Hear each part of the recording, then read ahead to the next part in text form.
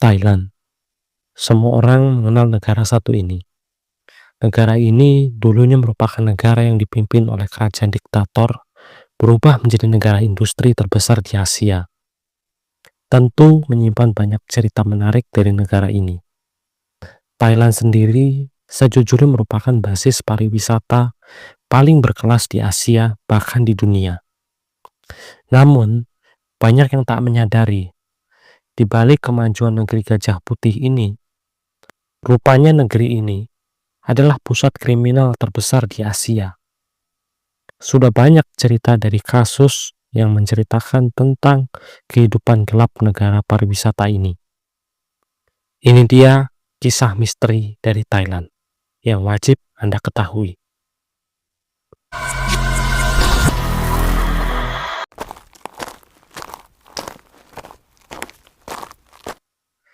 Tanggal 29 Januari 2024, media Thailand dihebohkan dengan sebuah berita penemuan mayat di sepanjang jalan raya Bangkok Pattaya, kilometer ke-7, dan masih berada di kecamatan Bang Pakong. Seorang pria bernama Tom Tisaeng yang bekerja sebagai kuli bangunan di Bang Pakong memutuskan untuk pulang kerja tepat jam 5:30 sore. Pada awalnya, dia melihat jalan begitu sepi sehingga membuatnya berani menancap gas motor. Namun, seketika tiba di kilometer 7 jalan tersebut, dia melihat seorang pria di pinggir jalan melambaikan tangan dengan tatapan yang kosong. Namun, anehnya pria itu hanya seperti mematung tanpa ada gerakan sama sekali. Tom Tisaeng awalnya mengira jika orang tersebut adalah patung, dan dia melanjutkan perjalanan pulangnya. Namun, karena dia merasa curiga, ada yang gak beres, akhirnya dia putar balik motornya dan kembali lagi ke kilometer 7, tempat pria itu tertidur. Dan sesampai di sana, sontak jantung Tom Tisaeng berdetak kencang. Kaget, karena sosok yang ditemukan itu merupakan mayat seorang lelaki dengan bau yang sangat anyir. Dengan tatapan kosong, terdapat satu pucuk peluru menembus pelipis kanan pria itu. Tidak ada luka sayatan atau luka benda tumpul lainnya. Dan pria itu hanya ditembakkan saja tepat di tengkoraknya, yang membuatnya pelipis itu pecah. Pria itu tampak mengenakan kemeja polo, celana panjang, dan sepatu olahraga berwarna coklat. Pria itu meninggal dengan cara dilepaskan pistol dari jarak dekat yang tidak membuatnya pendarahan. Akhirnya, Tom Tisaeng segera melaporkan kepada kepolisian terdekat di Polres Bang Pakon, Provinsi Chachoengsao. Dan tanpa panjang lebar, polisi pun segera mengotopsi pria tersebut.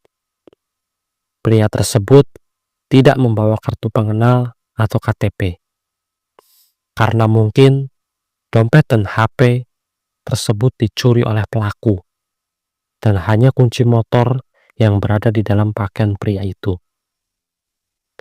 Karena polisi tak tahu nama pria tersebut, maka polisi memposting pria tersebut di Facebook. Dan berkat bantuan Facebook, seseorang mengetahui nama pria itu bernama Tanasan Taean, yang sering disapa Mai. Telah berusia 33 tahun. Kebetulan, sosok yang mengenalinya itu bernama Wanapon Laklain, yang biasa dikenal dengan Pon, berusia 27 tahun. Pon rupanya merupakan seorang istri dari pasangan Mai. Dia mengungkapkan jika itu adalah suaminya, Mai. Sudah hilang sejak tanggal 27 Januari lalu.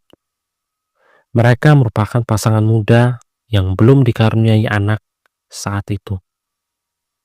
Sang istri menjelaskan jika suaminya saat itu menghilang ketika berhendak pergi kerja shift malam sebagai operator forklift di sebuah perusahaan pabrik ban yang terletak di kawasan industri Amantanakor, distrik Mueng, Provinsi Konpuri. Lalu, untuk memperdalam informasi tentang bagaimana bisa terjadinya kematian Mai, polisi melakukan pemeriksaan CCTV tepat di mana Mai ditemukan tewas, sekaligus wawancara langsung bersama istri Mai, yaitu Pon.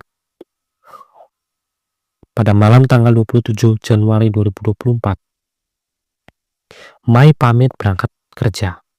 Tepat di malam hari, pukul 10:04 waktu setempat. Pon saat itu dalam keadaan tertidur, merasakan kecupan kening terakhir dari sang suami sebelum berangkat kerja. Tapi, Pon yang tertidur itu memahami jika Mai, suaminya, mengatakan, "Aku pergi dulu ya, tidur yang lelap sana."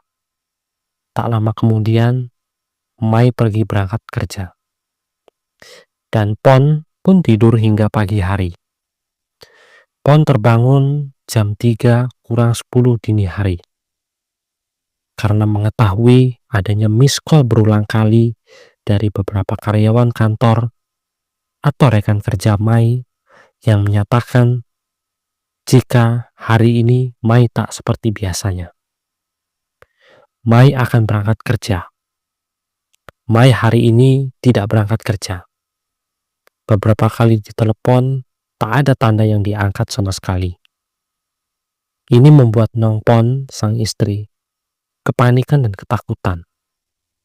Pasalnya, dia menyadari betul jika suaminya merupakan seorang yang baik, tidak pernah bolos kerja, minum alkohol, dan peduli terhadap keluarga Pon maupun dirinya sendiri.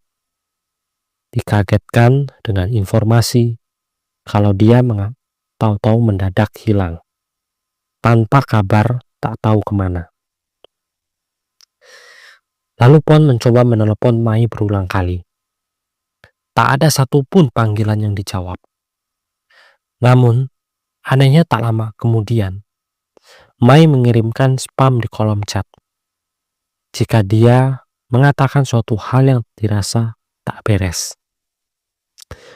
Nong Pon pun segera membalas chat suaminya itu. Berhubung suaminya dengan cepat membalas chat tersebut. Namun, semua tak seperti yang dibayangkan. Mai menjawab chat itu dengan sangat nyelekit. Dia mengatakan, "Jangan menangis, kami perlu berpisah. Dan aku sudah mengamili wanita lain," ucapnya. Yang membuat Pon tak menyangka jika suaminya sampai berbicara seperti itu. Pon terus mengotot agar Mai mau kembali dan tak akan mengkhianatinya. Mengingat mereka selama ini belum dikaruniai anak dan di pernikahan mereka yang sudah hampir 10 tahun itu masih belum dikaruniai anak sama sekali. Dan Pon pun segera membagikan foto seekor kucing yang mereka asuh bersama selama ini. Namun, Mai tidak menggubrisnya dan malah nyolot dengan sebuah ancaman, "Berhentilah kamu ganggu aku. Sekarang kamu cari laki-laki lain sana. Aku sudah ikhlaskan kepergianmu." Pon merasa ada yang ganjal dengan hal ini. Ditambah lagi, setelah selesai mereka saling chat, Mai langsung memblokir akunnya. Dan daripada menjadi beban besar, Pon segera membuat laporan orang hilang di kantor polisi Bangpu, Provinsi Samut Pakam. Dan tak lama, berita kehilangan Mai pun terungkap cepat sesuai dengan berita investigasi dari kepolisian. Pon tak menyangka jika suaminya telah menjadi korban keganasan pembegalan di kota itu. Lalu Pon dipanggil kepolisian untuk diinterogasi tentang suaminya. Mai seperti biasa berangkat sekitar jam 10 malam dengan kendaraan yang dipakai adalah Honda Wave abu-abu dengan plat nomor 3KT 1489. Lalu berdasarkan rekaman CCTV dengan cocokan interogasi PON, tentu sedikit berbeda versi. Polisi menemukan hasil rekaman CCTV jika Mai yang baru saja keluar rumah sudah dibuntuti oleh mobil sedan merah yang terus mengejarnya sampai ke sebuah jalan. Hingga mereka tiba di sebuah jalan Bagna Tirat ke Bangkok. Lalu motor Mai dicegat oleh sedan merah itu. Dan penumpang mobil itu segera turun dari mobil dan memberondong paksa kepada Mai untuk segera naik ke dalam mobil mereka. Di sini menunjukkan jika Mai dihabisi tidak saat dia sedang berjalan, melainkan setelah diculik olai sebuah mobil sedan merah. Sedan merah itu berdasarkan hasil identifikasi polisian dari plat nomor mobil, jika mobil itu milik seorang pria bernama Cangkit yang berusia 37 tahun, yang merupakan seorang pemilik bengkel mobil dekat rumah Mai. Lalu polisi menemukan kecurigaan ada pada PON itu sendiri. Pasalnya, Cangkit sendiri datang bersama PON ke kantor polisi saat PON mau diinterogasi. Namun, saat polisi menanyakan tentang keterlibatan PON dengan kematian suaminya, tentu PON tidak mau mengakui dan membantahnya jika ia tak mengenal Cangkit, seorang pelaku itu. Lalu, masuk tanggal 4 Februari 2024, polisi segera menangkap Cangkit di sebuah pom di Kecamatan Bangpil, Provinsi Samut Pakan. Polisi menginterogasi Cangkit jika Cangkit rupanya mengenal PON. Dan PON pernah mengungkapkan jika Cangkit telah menghamilinya. Dan di sisi lain, Cangkit juga tak bisa berbuat banyak selain mengetahui jika dia bersama 4 orang anteknya yang ikut mencuri mobil tersebut, menghilangkan nyawa Mai tersebut. Di antaranya Nan Tapat berusia 23 tahun, Pantep berusia 28 tahun, Suksongkan berusia 22 tahun, dan satu lagi berjenis kelamin perempuan bernama Apisara yang baru berumur 22 tahun. Turut menghabisi Mai pada tanggal 27 Januari 2024 lalu.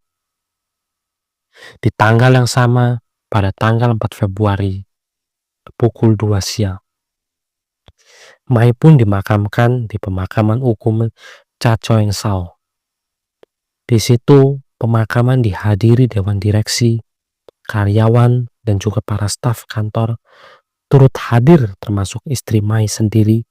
Nongpon juga diikutkan, merasa sedih atas kepergian sosok yang dikenal sangat bertanggung jawab itu. Mai selama ini menikah dengan PON tentu belum pernah dikaruniai anak. Tapi Mai tetap setia dan cinta mati pada PON. Mai terus berusaha untuk menjadi suami yang bertanggung jawab demi istri tercintanya, dan terus berusaha membuat Nongpon tiap hari tersenyum. Akhirnya, Cangkit bersama 4 anteknya itu disidangkan lebih awal di pengadilan Cacoengsao. Mereka semua dijatuhkan hukuman lebih berat terkait penghabisan, pencurian barang korban, dan usaha melenyapkan barang sekaligus merampok barang milik korban.